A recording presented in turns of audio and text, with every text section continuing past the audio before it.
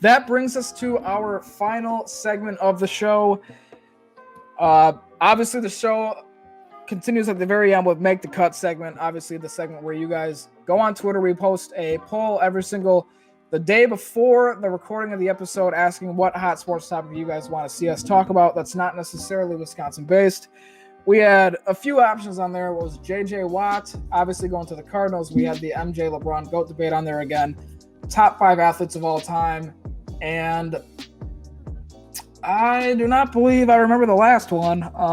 It did not get any votes. So off the top of my head, I don't remember either. Can't really think about it. But you guys by far voted for us to talk about J.J. Watt to the Cardinals. I think 78% of the 32 votes were for J.J. Watt. So I know a lot of people around the world and around the country especially were surprised at J.J. Watt signing with Arizona.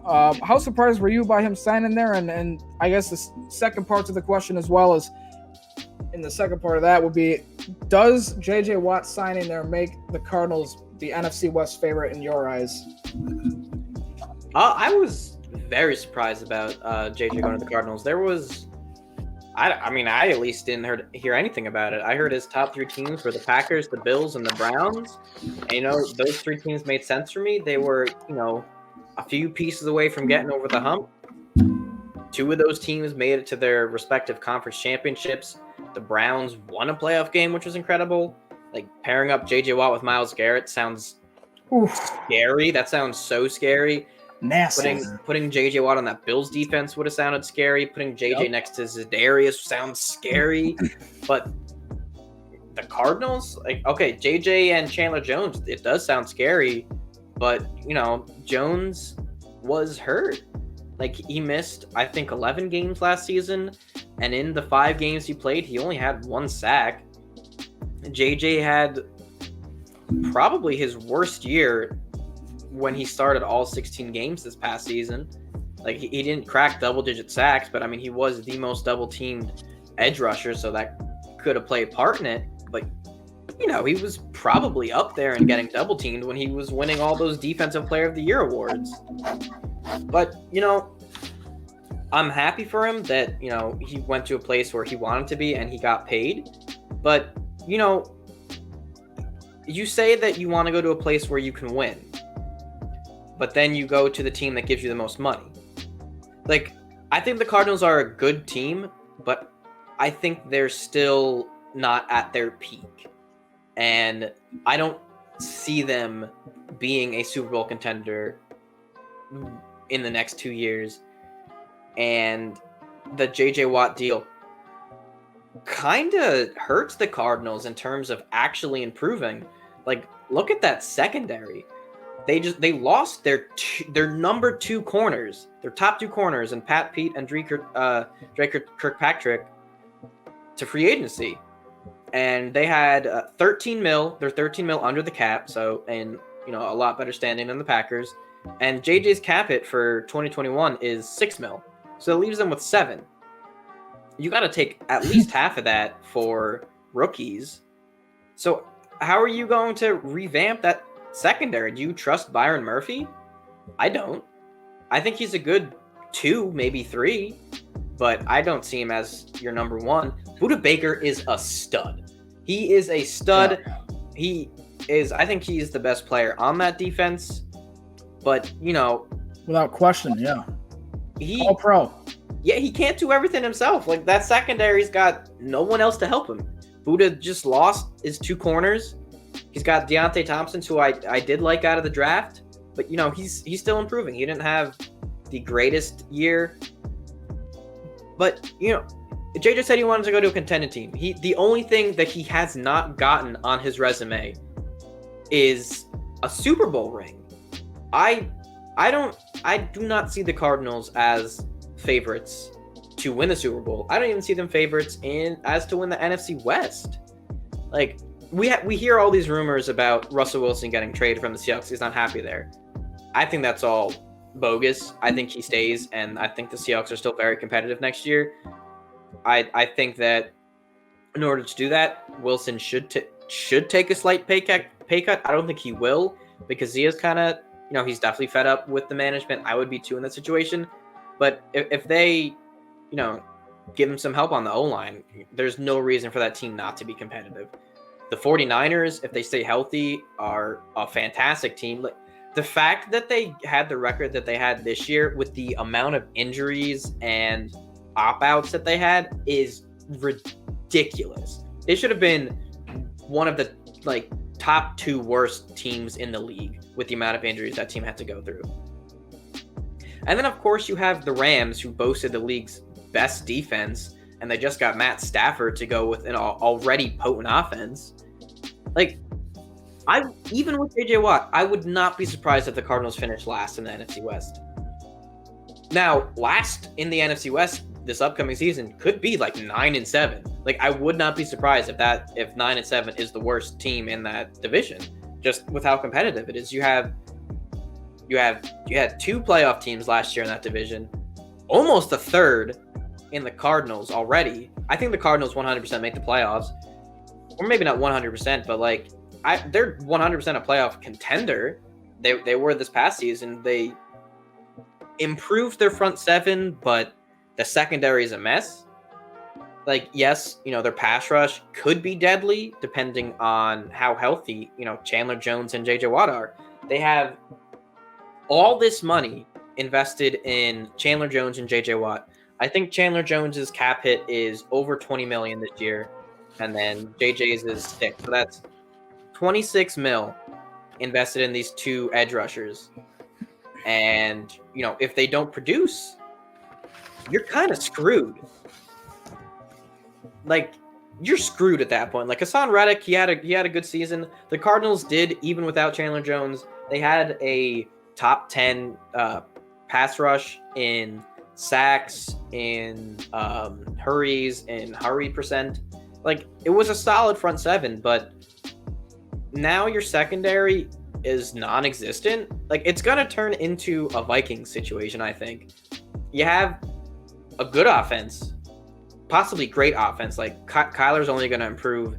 You have Hopkins, Kirk is improving, and then I think Drake is a solid running back. Chase Edmonds is a very good number 2 running back, and then you have a good front 7. That's almost the same thing as the Vikings. You got 2 stud wide receivers. You got a good quarterback. I would say Kyler probably has more potential than Kirk at this point. And then the only difference is the Cardinals have a decent O-line. Vikings didn't. And then obviously Dalvin Cook compared to Kenyon Drake, there is no comparison. But then you look, the front 7s, they're good front 7s. But then your secondary, you have 1 good safety and then nobody else. You could go 8-8 again. There still is serious work needed to be done for the Cardinals to be Super Bowl contenders. At this point, if you don't absolutely destroyed in the draft and somehow make an amazing signing in free agency, you may have just gave what? It was 21 mil, 25 mil guaranteed to Watt? 23, yeah. 23 to do nothing. They're going to be paying him when he's not on the team. They're paying him $10 million for him not to be on the team in 2023, and then another $5 in 2024. You could be absolutely crushing your chances to do anything with a move like this. I think Watt is a fantastic player. Clearly, he's won, 3 Defensive Player of the Years, but I don't think he's worth the $15 million anymore. I would have been fine with the signing or him going anywhere for $10 million. I think that would have been fine. I personally would not have wanted the Packers to pay him that much, but $10 million annually on the Cardinals, okay, that makes more sense seeing as you have more glaring needs than an edge rusher. But right now, I do not like the signing. This could all just come back and turn around and bite me on the butt, and JJ has 20 sacks next year. I don't know. I don't really see that as realistic, seeing as he only had, I think, 7 this year in 16 games. But I feel like he should have taken less money to if he was serious about getting a ring, he should have taken less money elsewhere. It doesn't have to be the Packers. It could have been any other team. But, you know, you also look at it this way as, you know, he's not going to be playing football for much longer, probably. This could be his last contract. So, you know, maybe he wants to get that money to set up his future and then his children's future. So, you know, I'm not going to disrespect the man for taking the money. Because, you know, if any of us are offered money in that same situation, I would say 9 times out of 10 we're probably taking it. Like, if I'm offered 23 mil guaranteed to do that, 100%. Oh yeah, yeah. But from the Cardinals standpoint, I think it's an overpay. I don't foresee Watt living up to that contract. There's a reason why the Texans did release him and didn't. You know, he did ask for a release, but, you know, they could have traded him too. But no team wanted to give him 17 mil, and now you're giving him 2 mil less. Like, how much are you actually saving at that point? Right. No, hey, I surprised. Surprised is an understatement. I didn't see Arizona on the radar at all. Like you said, what was it? Green Bay, it was Cleveland, it was Buffalo. I'm not one of those Packer fans who's mad because he didn't go to Green Bay. I'm not mad at all, actually. Like you said, I can't blame the man for wanting to get the money to support his family or his business expenditures after playing. Like you said, it's probably his last contract. It's almost certainly his last big contract. I don't think he's getting 15 million again, 3 years from now? I don't think so. I'd be very surprised at that. How surprised was I? You know, extremely surprised, just from the standpoint that, like you said, everything that he has talked about and what he displayed in Houston was that he wanted to leave somewhere to get a ring. And then he goes to Arizona where, look, man, you can make a whole entire Pro Bowl NFC roster out of the 3 or 4 teams, rather, in that division. You look at all the talent on Seattle, you look at the talent in LA, and San Francisco especially, who is loaded with talent, and Arizona as well. It's the last place I would have picked for him because the division is the best division in football. Like you said, they almost had 3 teams make the playoffs. The Cardinals just barely missed out at that as that 7th seed, that new 7th seed. And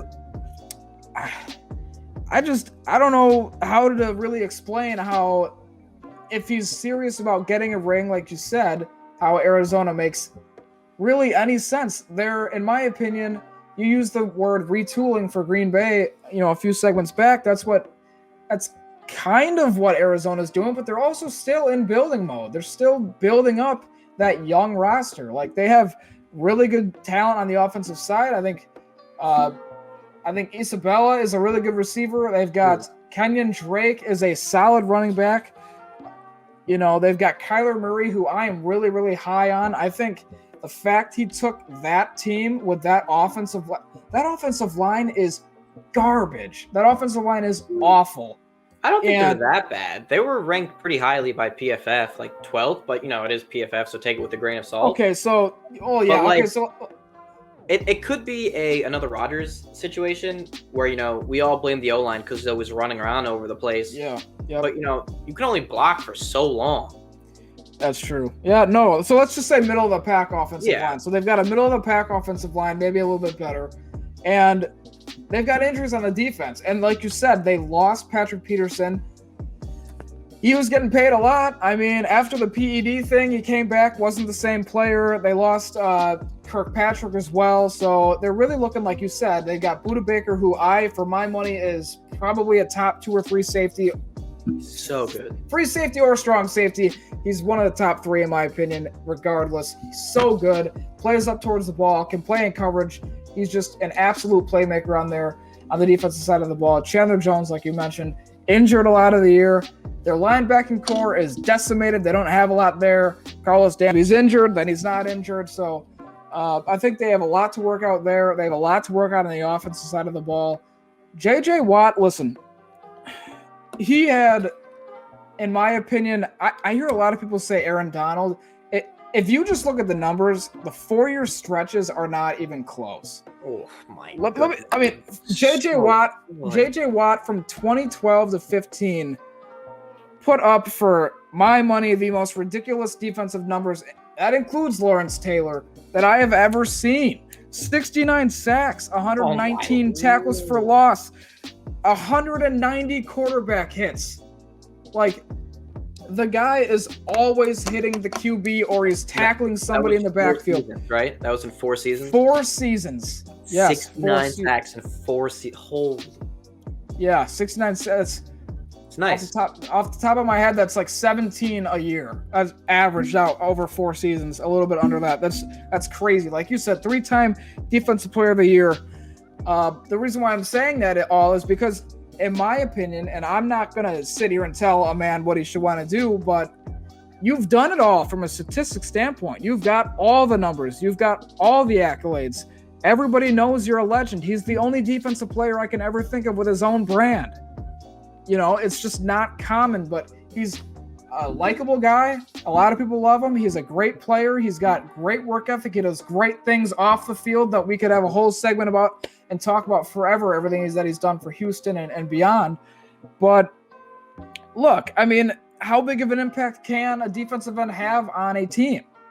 Not much. I think if you look at the 2 years, so in that 4-year stretch, he had 2 years where he had over 20 sacks. In that same 4-year stretch, the Texans missed the playoffs twice, including a 2-14 season. Oh. Obviously, they were going through the run-of-the-mill of the quarterbacks. They had the Brock Osweiler. They had the just bad quarterbacks that I can't even remember off the top of my head because Ryan Mallett. They just had bad quarterbacks. Ryan Mallett. I'm trying to think of some of these guys. Fitzpatrick probably ran a couple games through there, I'm sure, at some point, and just not good. So, as a defensive player, you can only affect wins so much. They were 8-8 last year. I think they'll be 8-8 again this year. That's exactly where I would put them. Maybe 9-7. That's still probably not good enough to get into the playoffs in the NFC. In the AFC, yes, but the NFC is loaded. If Drew Brees comes back, Saints will be back there again. They might still be back there with a different quarterback as well. So it all depends. They're going to lose some people because they're really, really high above the cap. So I think it's like $100 million. A lot. And that's including before? Drew Brees. No, yeah, that's before taking Brees' contract out. But like, even is that before the adjustment too? Because obviously the cap will. I think go down. That's current. Yeah, that's currently with it being at 175. But like, it is rumored to be at closer to 185. So you're only 90 over. So like that team is just going to be decimated. Even if Brees is back, like, yeah, I personally think it's in the best interest of the Saints for them to move on from Brees so they get some money back, but so do I. I don't know. I'm really interested to see how their off season goes because they got a lot to do. They have a lot of moves they got to make just to be, able to hopefully make the playoffs again. The last thing you want if you're a Saints fan, just to touch on that, is to go back into irrelevancy, right? So,